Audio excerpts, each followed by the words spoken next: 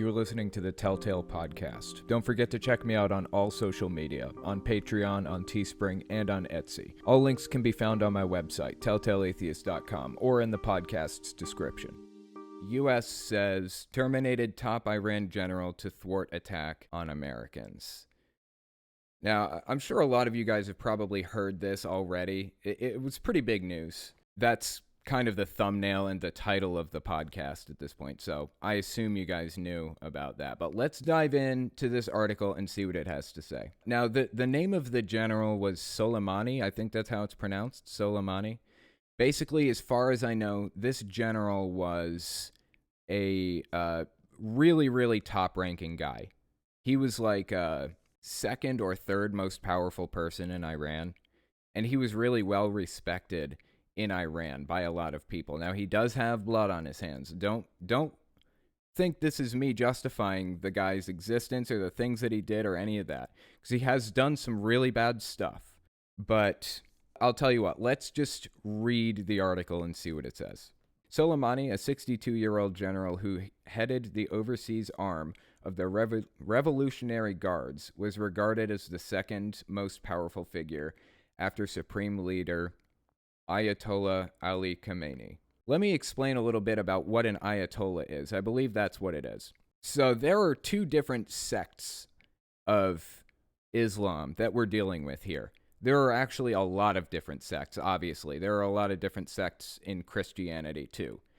But in Islam, we've got the two main ones, which are Shia and Sunni. And we've got a bunch of others like Ismaili and all kinds.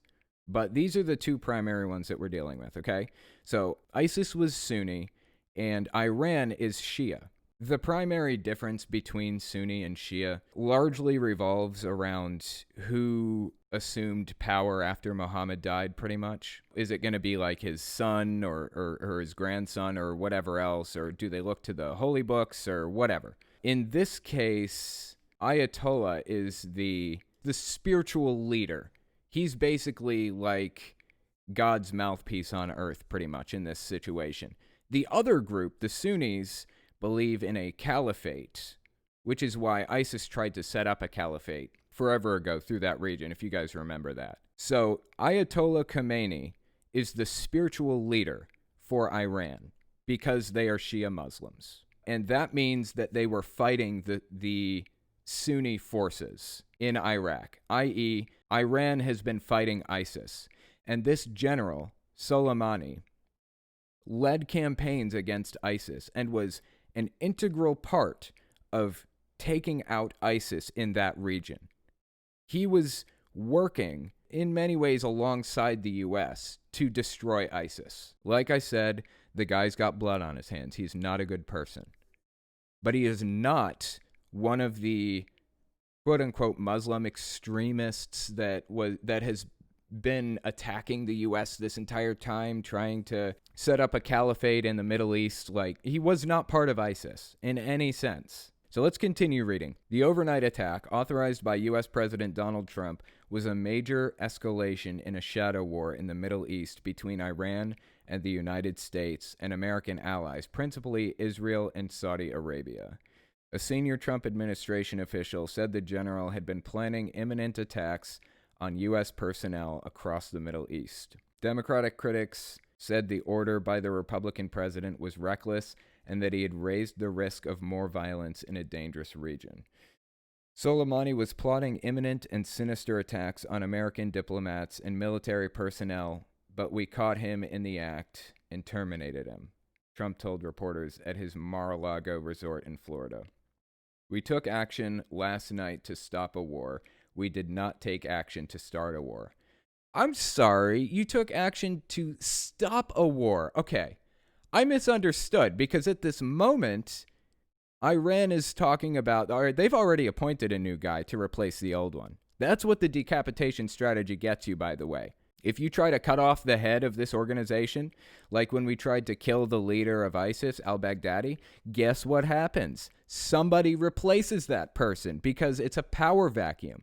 The next guy in line is going to take authority and continue the actions of the previous dude. And this time, they're going to have the people's support in that attack because you just killed somebody they looked up to. That's what a decapitation strategy leads to. That's what happens when you try to cut off the head of an organization.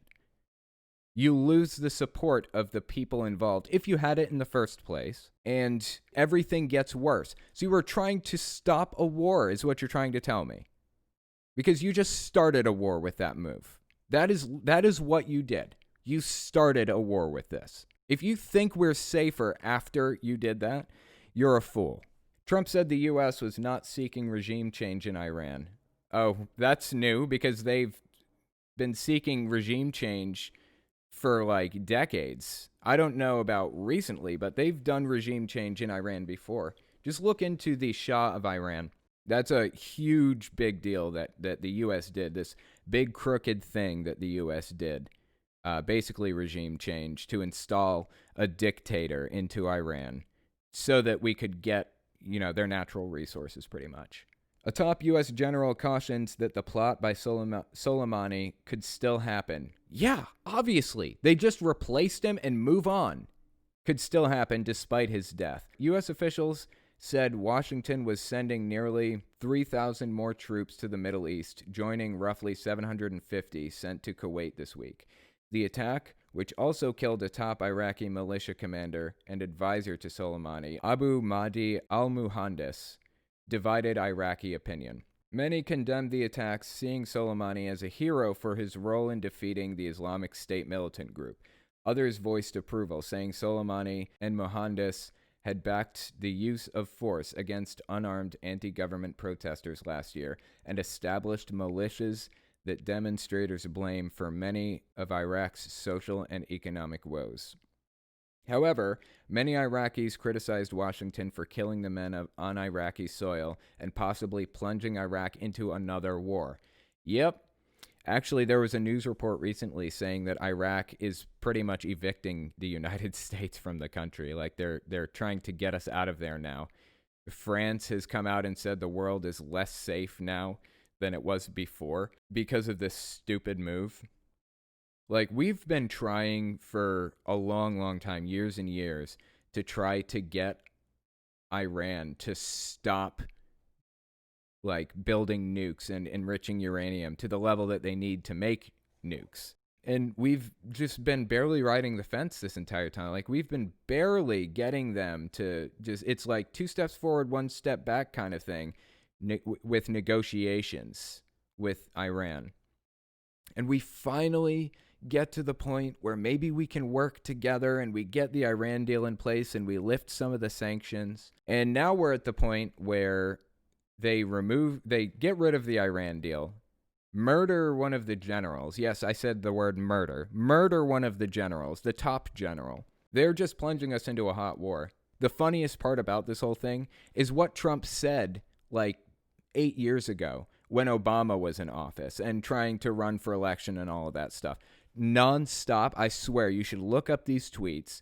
Trump talked about how Obama was planning on starting a war with Iraq because he knows that war is good for re-election. And Trump tweeted this like a billion times. There's even video of Trump saying this.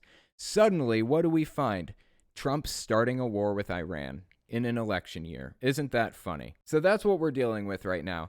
I wanted to take a look at some of Trump's tweets, though, before we move on to another subject here. Here's a tweet from Trump. The United States just spent $2 trillion on military equipment.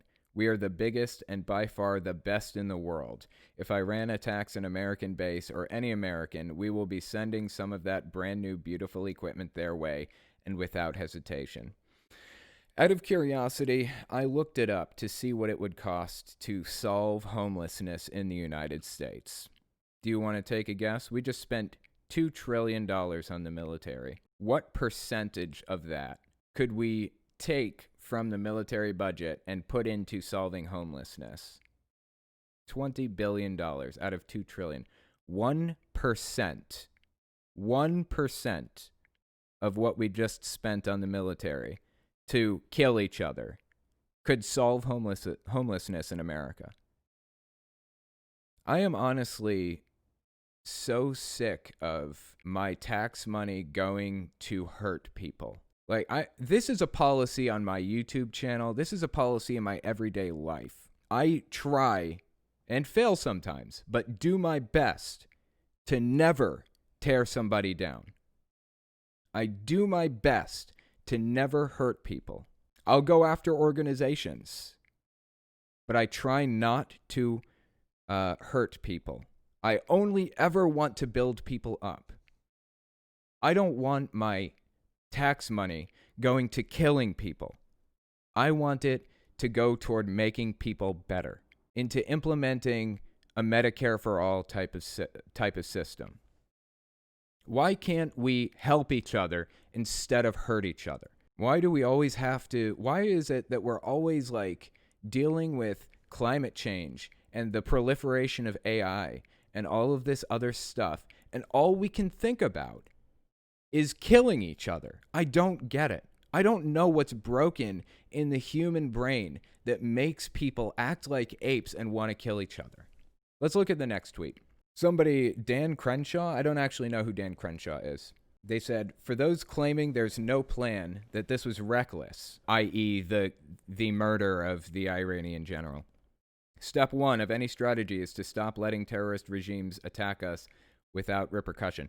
They're conflating, I feel, they're conflating all Muslims. I feel like here they're kind of saying that ISIS is synonymous with Iran, when they're very, very different groups, and they actually hate each other and have been fighting each other in the region for a long, long time. I just want to make sure that we keep that in mind as we read on. Step one of any strategy is to stop letting terrorist regimes attack us without repercussion.